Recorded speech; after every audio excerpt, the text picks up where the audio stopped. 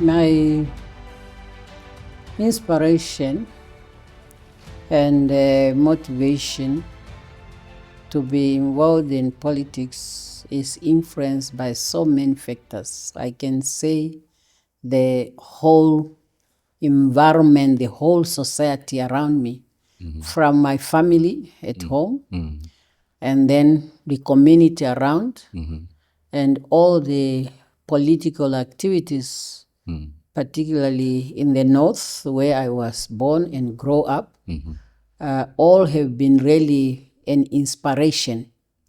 When I talk about in the home, we are a very big family, and we had one of our brothers who used to go on a contract labor system, where he has to save for many months. And you noted that when people from the contract comes, or when somebody really you say has gone for work, you expect the expectation in the family, particularly the young ones, because he was an elder brother, is so high. But then one realized that when he comes, you have a celebration the day he arrived, because he comes with a packet of sugar, packet of tea, maybe a loaf of bread, and a tin of jam, and that is it. Now, the person has been away for such a long time, and you really expect much. And then now, the political awareness came when you have the founder members of SWAPO. I can specifically talk about Kahumba Kandola, because Ndola and Onamtai, where I was born, are very close. And these founders, the early, those who were very active, they always go around different places. After church services, you go to a rally, they are talking about the struggle, you are colonized and all these things. And as one is growing up also, then you start going to school, you see it yourself, you start to feel it, that no, we cannot. Particularly when we are now introduced, we have what is called the bundle education, which was specifically for the black child, and then the Europeans, they have their own. And when you go to places like now, when Oshakati, for example, start to develop, you have different tellers for blacks and whites, even when you are in the shop.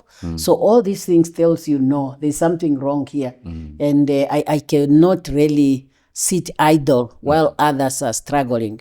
So that is really how I was earlier motivated, to the point that when I went to the boarding school in 1966 is when then I even got my first card for SWAPO.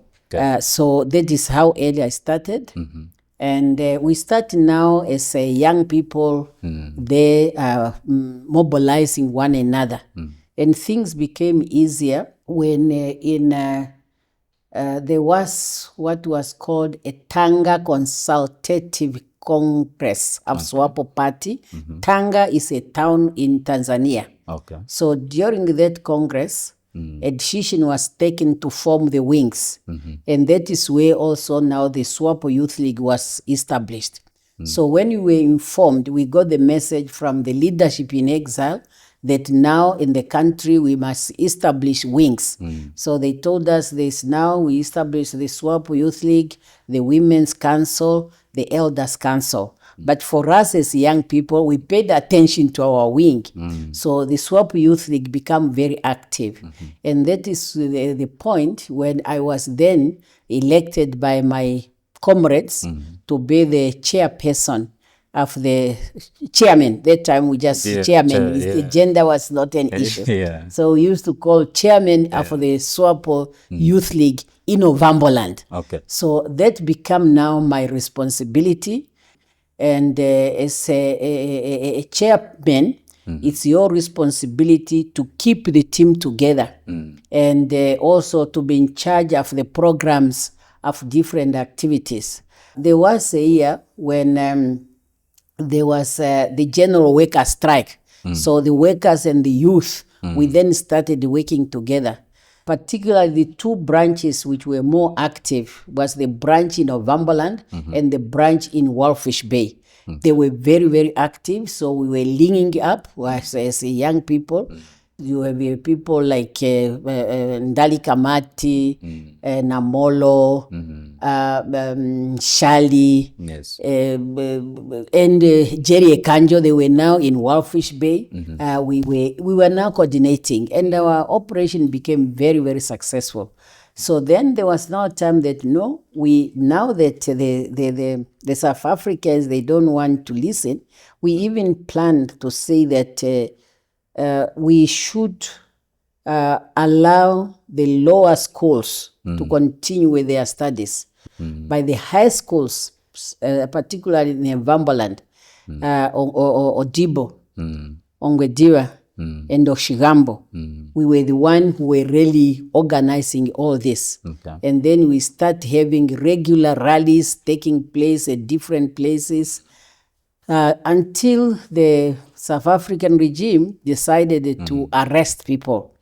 Now, every time if you have somebody who address a rally, they go after that person. Then we draw up a program for us to say, no, we should really try to be very strategic so that you have a long time to do our mobilization. So there was something like mass arrest and so on, which many of us, including myself, we got arrested.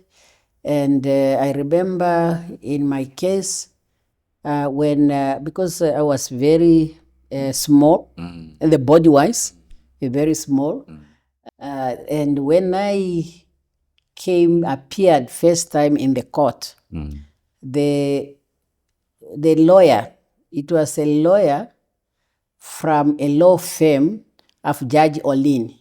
Maybe Namibians read about Judge Olin. So he had a firm here, and he was the one who was asked by SWAPO to be responsible for our case when we were arrested in Novemberland there. So he sent us a young lawyer who came to defend. So when the lawyer came in, then he said, no, this one should not go in, should not be allowed even to appear in court. They said, no, you say she's young, but she's clever. In any case, she's accused number one. In fact, I was accused number N. Wow. That is because I was the chairman of the region. And all the invitation that were going out, they go on my signature as the chairman. So that is how I became accused number one. Is this when you are still in high school while you're doing your education? High school. Wow. Yeah, that's when I was still at high school. Wow. In fact, that's when I was doing my Form 3. Yeah, that's when I was doing my Form 3. Which we could not finish because during that year, Odibo High School was very active. Yeah. To the point that, because most our teachers were mercenary. They are part of the church. Or they came from either UK, America, were sent by the Anglican Church. Okay. So when we were very politically very active, all the foreign teachers were expelled, including the bishop. They were all expelled.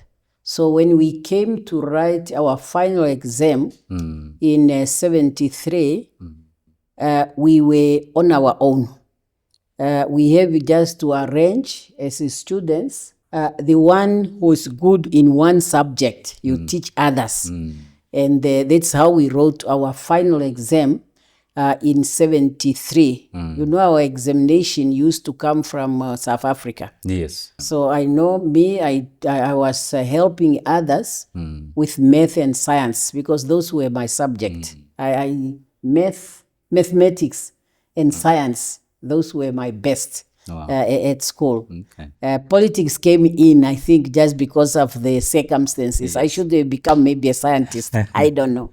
Yes. So then after we appeared before the court, finally others start getting out of prison, and 5 of us remained there. And later we were sentenced to 3 years suspended. So 3 years suspended means should you be heard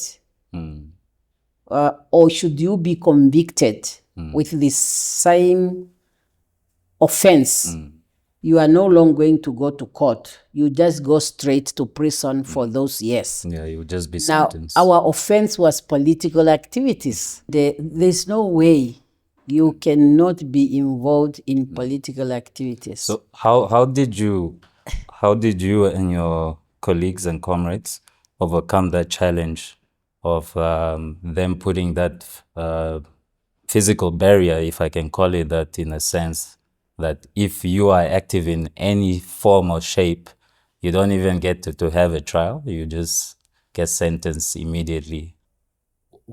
How did you guys come about to continue your activism, and what were the strategies that you put ahead to get away with not being sentenced? We started having small meetings and motivate others, but that was not really going to be more effective in a way one wants it to be effective. And that's why we decided to go into exile.